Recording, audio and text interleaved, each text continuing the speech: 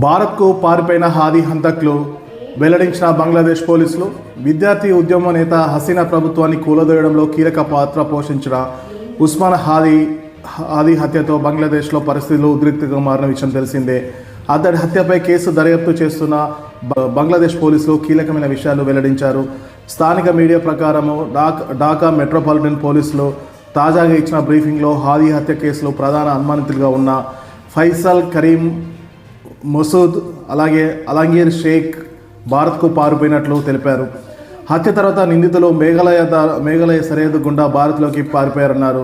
అనుమానితులు హలువా ఘాట్ సరిహద్దు ద్వారా భారత్లోకి ప్రవేశించిన వెంటనే పూర్తి అనే వ్యక్తిని కలిశారు.